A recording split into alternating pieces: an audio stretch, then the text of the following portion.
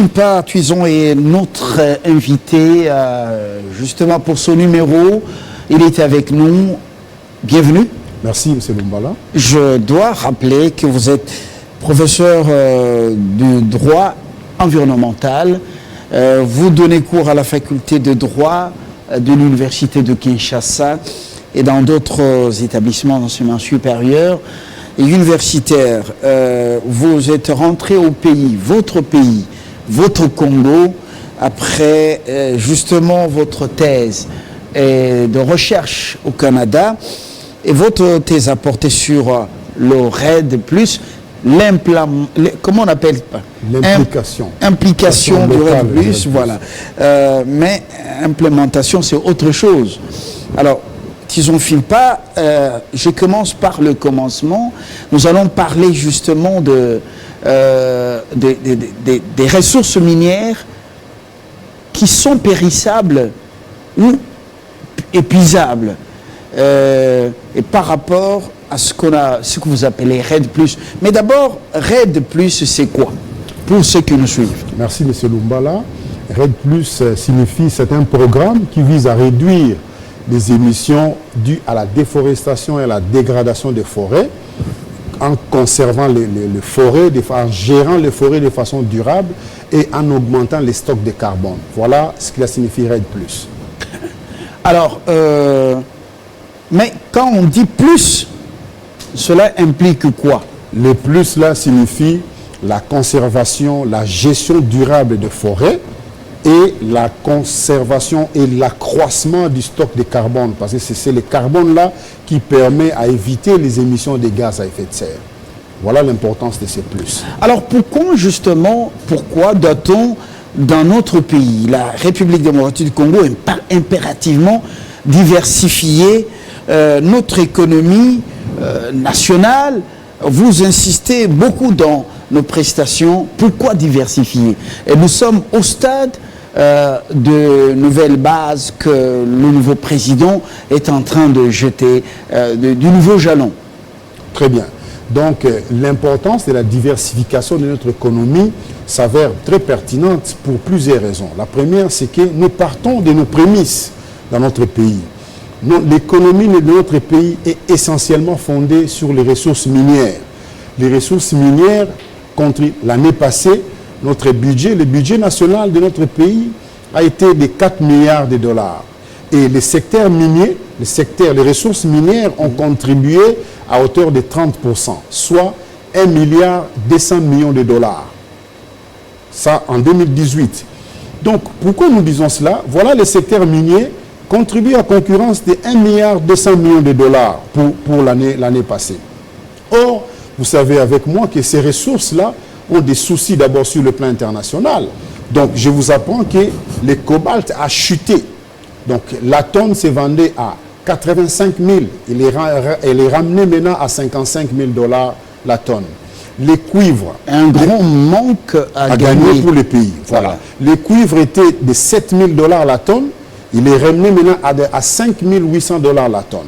Voilà la première raison. La seconde, à cela s'ajoute, n'est-ce pas, que ces minéraux-là, ces ressources-là sont épuisables. Alors, si ces minéraux s'épuisent, qu'est-ce qui arrivera dans le pays? C'est la récession, M. Lumbala. Donc, nous, comme aujourd'hui, là, même si le pétrole, il y en a encore, mais le fait que le baril plonge davantage, oui, les pays qui nous entourent, sans les citer, ont des sérieuses difficultés, des sérieux soucis. La crise s'est installée. Tout à fait.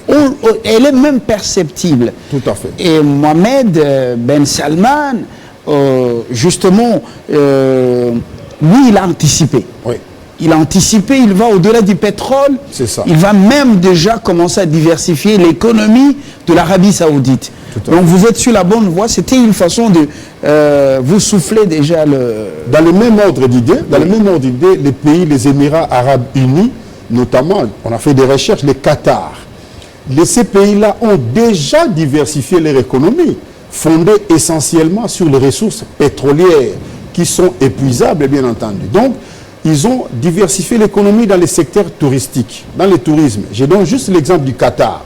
Le Qatar le CPI a mis en place un projet qui datait de 2016 jusqu'à 2023. À l'heure où je vous parle, l'année dernière, le Qatar a enregistré une recette de 5 milliards de dollars dans le domaine du tourisme. Et il y a des projections pour atteindre 11 milliards en 2023. Voilà. Ils ont déjà diversifié leur économie. Alors, si nous revenons dans notre pays, notre pays est fondé, son économie est fondée essentiellement sur les ressources minières. Alors, Dieu nous a bénis, nous avons autant de ressources. Nous disons que dans le secteur forestier, si le projet RED+ est implanté, nous allons avoir des bénéfices économiques, écologiques et sociaux à plus de 4 milliards de dollars. Je venais de dire tout à l'heure. Vous êtes là déjà dans les retombées de cette diversification de l'économie nationale, oui, grâce au secteur environnemental. Vous y êtes déjà de plein pied. Justement, c'est pour cette raison que nous avons voulu intituler cet échange RED+ et les ressources minières épuisables.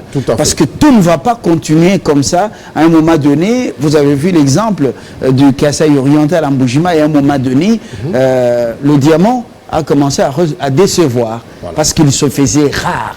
Voilà. Oui. Donc nous, dans notre pays, je disais tantôt, Dieu nous a bénis, nous avons tant de ressources et nous devons capitaliser ce que nous avons comme richesse dans les domaines forestiers. Les forêts de la République démocratique du Congo couvrent 154 millions d'hectares, soit 62% du territoire national. Et je vous informe que le programme des Nations Unies pour le développement regrette que la RDC perd environ 1 million d'hectares de ces forêts tous les 2 ans. Donc nous devons agir de façon urgente. Donc je lance un appel aux futurs dirigeants de la République qu'on doit impérativement implanter les projets. L'éminent gouvernement, parce que nous avons déjà un nouveau chef de l'État, donc voilà. Pour vous dire qu'on attend le gouvernement, tout à fait. Si nous ne sommes plus dans le futur. Tout à fait. Donc, projet RED+, implantation du projet RED+. Nous sommes dans le présent. Dans le présent. Oui. Diversification de l'économie dans les domaines forestiers. J'ai expliqué tantôt que les ressources minières contribuent à 1,2 milliard de dollars l'année dernière, en 2018. Oui. Alors, nous... Très insignifiant pour le Congo, parce que les besoins sont très énormes, voilà, et on ne peut pas faire face à ces besoins avec même 2 milliards, c'est une goutte d'eau dans la mer. Voilà, donc moi, ça fait 5 ans que j'ai étudié ce projet au Canada, dans le cadre de ma thèse de doctorat. C'est justement, j'étais révolté, M. Lumbala. Comment notre pays a une richesse forestière immense, deuxième poumon vert de la planète, nous ne sommes pas capables de mobiliser autant de ressources, autant de recettes pour notre pays. Raison pour laquelle je suis revenu dans mon pays, le Congo, la République démocratique du Congo, pour que ces projets-là soient mis en œuvre de façon effective. Quelles sont les retombées? Nous avons les retombées sur le plan fiscal. Donc il y aura augmentation des taxes et des redevances. Sur le plan économique, il y aura relance de la croissance économique. Plus de 4 milliards de dollars du produit intérieur brut dans notre pays, qui dépasse les ressources minières qu'on a évoquées tout à l'heure.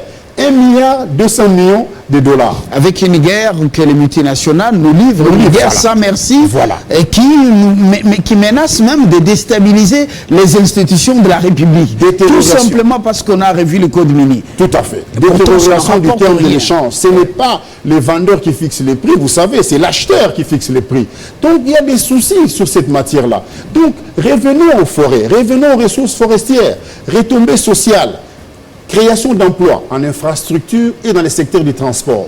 Réhabilitation des infrastructures de transport, les routes, les écoles, les hôpitaux. Ensuite, électrification des ménages. D'après les chiffres, c'est au moins 5 millions de ménages qui seront électrifiés par an avec l'implémentation du projet RED+. Alors, vous voyez des retombées, et retombées écologiques. Il y aura réduction des émissions de gaz à effet de serre, ce qui permettra à notre pays de recevoir des compensations financières en vertu de l'article 4, paragraphe 5 de l'accord de Paris de 2015. Nous restons justement dans les retombées ou sur ce sujet, sur ce volet retombées positives de la diversification de l'économie et surtout dans le secteur forestier, mais tout en vous demandant de quitter votre thèse, quitter l'auditorium ou les salles de recherche pour le dire en français facile à ceux qui nous suivent.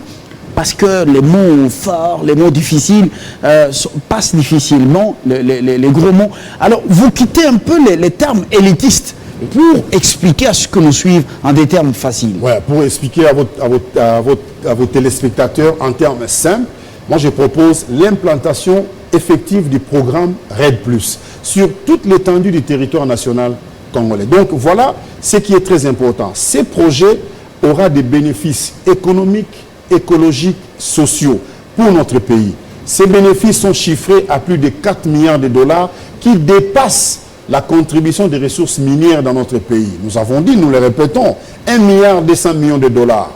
Regardez ce qui se passe ailleurs. Nous sommes le deuxième poumon vert de la planète. Le Qatar a organisé la conférence des Nations Unies sur le changement climatique. L'Afrique du Sud l'a organisé. Le Maroc a organisé. Et je vous informe que c'est le Chili qui va organiser, fin de cette année, la conférence des partis sur le changement climatique. Regardez un peu. Nous sommes candidats, la RDC, oui, nous sommes candidats à l'organisation de la COP 27. Je vous en donne l'information. Voilà, oui. Tout à fait. Mais les pays doivent organiser de tels sommets. Ces sommets, si ces sommets sont organisés, source génératrice de recettes pour les pays. Il y aura rentrée des devises sur les pays. En ce moment-là, nous allons répandre, nous allons affirmer notre leadership au niveau de la sous-région, bassin du Congo, et sur l'échiquier international. Et vous allez voir les fonds qu'on a évoqués là, le fonds vert pour le climat, le fonds bleu, le fonds d'investissement pour la forêt, les programmes ONU RED+. Tous ces fonds-là vont nous suivre en vertu, n'est-ce pas, de l'accord de Paris, article 4, paragraphe 5. Retour des compensations financières pour notre pays. Donc, voilà en termes simples. Voilà, organiser un tel rendez-vous planétaire serait plus bénéfique qu'organiser un sommet de la francophonie, par exemple. Organiser, bien entendu, organiser un sommet, conférence des Nations Unies sur le changement climatique, mais source génératrice des recettes pour les pays. Il y aura des gens qui vont venir, le tourisme sera augmenté, il y aura la croissance économique, nos restaurants vont faire beaucoup d'argent, les opérateurs économiques vont gagner. Quand ces opérateurs économiques font des recettes, qui gagne? L'État gagne. C'est parce que ces opérateurs économiques payent des taxes à l'État. Donc ça va augmenter la richesse de l'État. Voilà un secteur forestier qui va générer autant de masse d'argent pour les biens du pays. À moins plus de 4 milliards de dollars américains. Si le projet est bien mené, si toutes les parties prenantes sont mises à contribution, notamment les communautés locales. Monsieur Lumbala, nous sommes à l'époque où, j'informe les autorités de notre pays, nous sommes dans le monde post-moderne. On a dépassé le monde moderne. Maintenant, les institutions étatiques sont déstabilisées par la nouvelle donne communauté locale. Il faut intégrer les communautés locales dans l'élaboration des politiques forestières. En ce moment-là, nous aurons du succès, il y aura le succès de ces projets RED+. Monsieur Fimpa, oui, le nouveau président n'a pas encore nommé un informateur, encore moins un formateur. Mais des voix s'élèvent pour déjà lui dire non, il ne faut pas multiplier le nombre de ministères, les fragmenter, en avoir 50, ça ne sert à rien. Il faudra une trentaine, par exemple. Et de leur nombre, un ministère spécifique, dénommé ministère des forêts, et qui va s'occuper essentiellement de l'implantation ou de l'application du RED+, avec autant de promesses, donc des projections séduisantes comme vous venez de le faire. Vous êtes d'accord avec cela? Oui, je suis tout à fait d'accord, parce que, vous voyez, on multiplie des ministères, oui, mais les ministères de la forêt, c'est en fonction des retombées que cela va donner pour les pays. Quelles sont ces retombées positives? Quand on analyse, on fait des estimations, ces ministères a de la valeur, a sa raison d'être. La ratio légis de ces ministères, je venais de le dire tout à l'heure, c'est un ministère qui a sa raison d'être dans notre pays. Deuxième poumon vert de la planète. Nous allons organiser des sommets sur le climat. Lorsque le Congo-Brazzaville organise les sommets, vous l'avez évoqué la fois passée, donc nous allons répandre notre leadership. C'était des rencontres, oui, à un niveau réduit, à un niveau régional. C'est la RDC qui devait le faire, normalement. Deuxième poumon vert de la planète, 154 millions d'hectares de forêt, 62% du territoire national, 70% de la population congolaise dépendent des ressources forestières pour leurs moyens de subsistance. Regardez l'importance qu'il y a. L'agriculture itinérante sur brûlée, l'agriculture de subsistance dépend de l'organisation de ces ministères. Forêt, je dis ministère de la forêt, ministère de l'agriculture et du développement rural, ministère du tourisme, pour créer une synergie. Est-ce qu'on ne peut pas les mettre ensemble, par exemple, ministère de l'agriculture, pêche et forêt, et puis ministère du tourisme à part, au lieu de les fragmenter, non, j'ai proposé multiplier le nombre de ministres proposé, qui sont quand même coûteux également en termes d'émoluments et des avantages. Mais je regarde les retombées que cela procure pour notre pays. En tout cas, moi, je propose qu'il y ait un ministère chargé de la forêt qui s'occupera du projet RED+. Et derrière ça, un ministère de l'agriculture et du développement rural qui va accompagner le ministère de la forêt, parce que c'est très important. Nous devons le faire, nous n'avons pas le choix.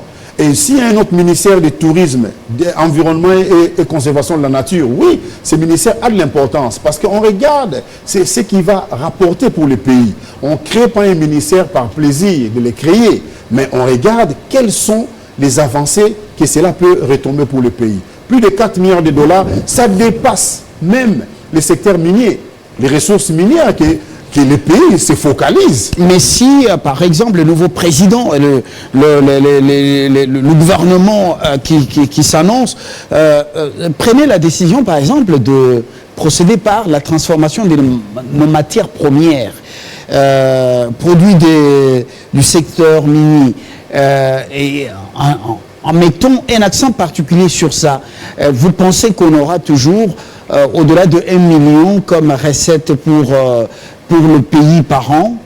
Oui, est-ce qu'on ne sera pas, par exemple, dans 5, 7 milliards? Oui, nous pouvons performer dans ces domaines-là, mais il y a des soucis dans ces domaines. Les soucis, c'est quoi? La baisse du cours d'échange sur le plan international. Deuxième souci, ces matières-là sont épuisables. Ce sont des matières qui seront épuisées un jour. Et si ces matières-là s'épuisent, qu'est-ce qui arrivera dans notre pays? Il y aura récession dans notre pays.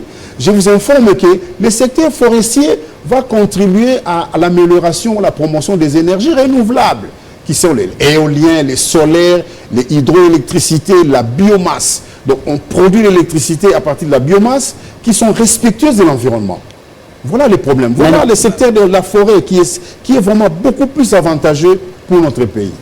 Le problème, c'est que vous êtes performants ailleurs, les Congolais, mais quand on vous ramène au pays, on vous responsabilise, mais c'est entre le jour et la nuit, c'est le contraste. Voilà, tout le monde devient comme tout le monde. Ben, finalement, qu'est-ce qui se passe? Moi, est-ce que qui aurait cru que la République démocratique du Congo, il y aura passation civilisée des pouvoirs? Mais on l'a vécu, M. Lumbala. C'était inimaginable. Il y en a qui ne continuent toujours pas à y croire. Il faut... vous avez vu, ils se sont rencontrés à Njili, voilà. Ils continuent leur travail pour rendre compte aux prédateurs. Moi, je pense que quand on vit, on croit. Moi, je suis optimiste que notre pays ira de l'avant. Moi, je pense qu'il faut un leadership fort.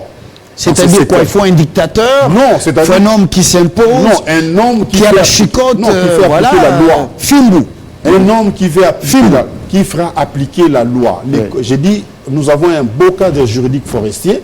Il faut faire exécuter ces cadres juridiques-là.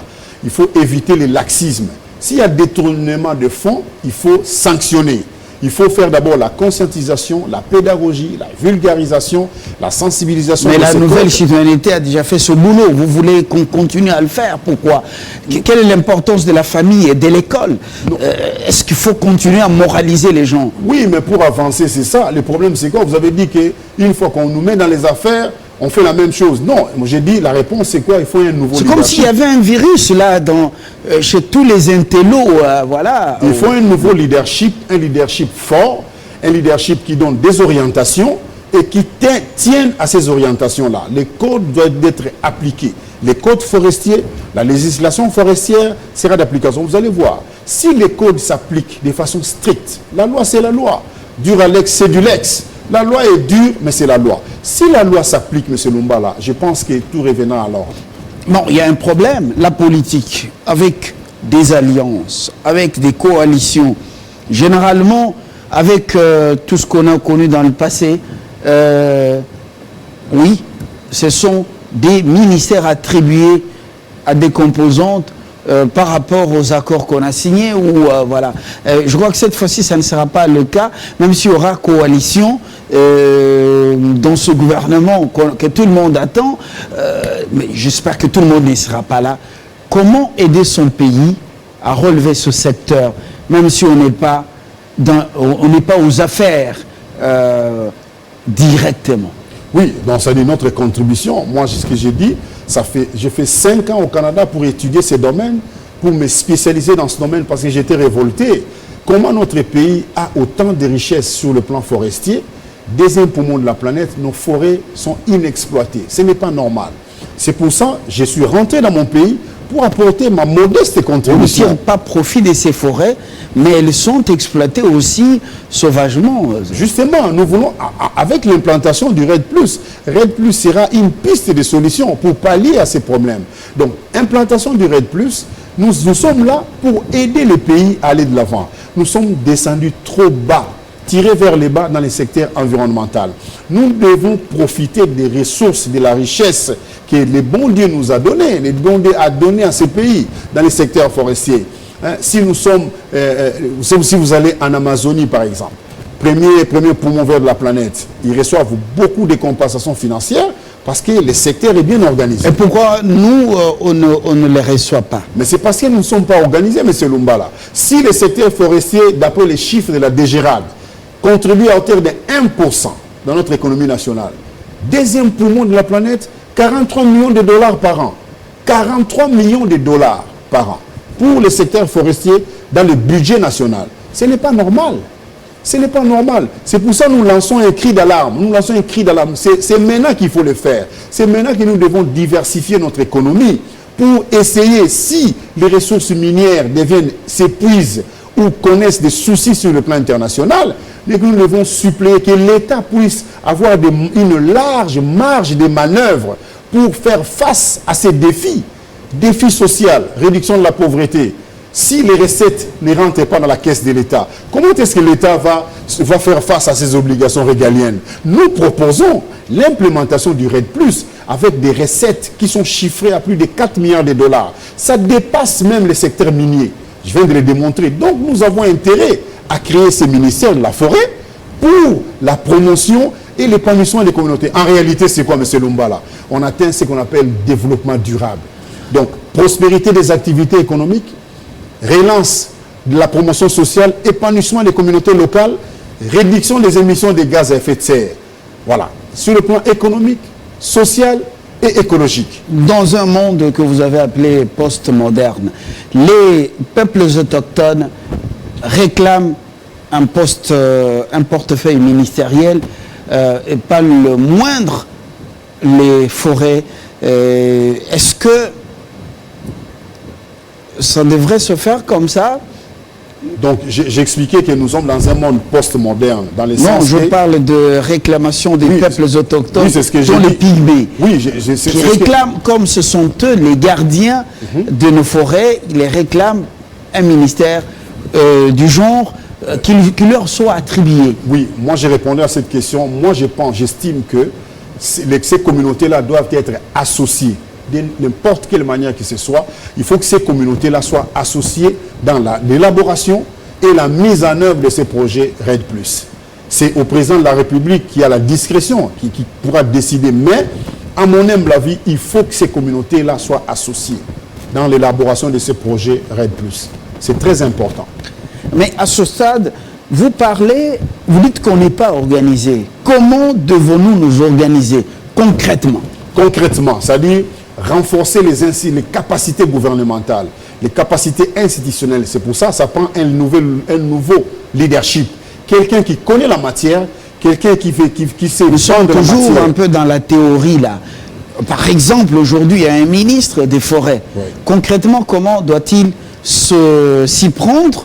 Qu'est-ce qu'il doit dire au chef de l'État? Qu'est-ce qu'il doit faire au niveau de l'équipe gouvernementale? Voilà. Là, le projet que j'ai pour le pays, ça veut dire quoi? Le ministre de la Forêt va organiser un sommet qu'on appelle cadre de participation locale. Cadre de participation locale, c'est-à-dire associer toutes les parties prenantes au projet RED+. Les communautés locales et autochtones, les pays développés, les pays en développement, la RDC, les bailleurs de fonds, les fournisseurs de capitaux, les acheteurs de crédits carbone. On fait un sommet, toutes ces parties prenantes seront mises à contribution pour le succès de ces projets. Et après, renforcer les capacités gouvernementales, faire appliquer les codes forestiers dans son esprit et dans sa lettre. C'est de cette façon qu'on connaîtra le succès et la mise en œuvre du projet RED+. Voilà, en termes simples, ce qu'on pourra faire. Et voilà. Pour ce numéro, c'est complètement terminé. Je vous remercie d'être venu et de nous avoir éclairé. Ça fait partie de votre part à la relance de ce secteur dans notre pays. Vous avez dit, vous êtes positif et vous avez l'espoir, la foi. Ça va marcher. À très bientôt pour un autre sujet avec un autre invité. Au revoir.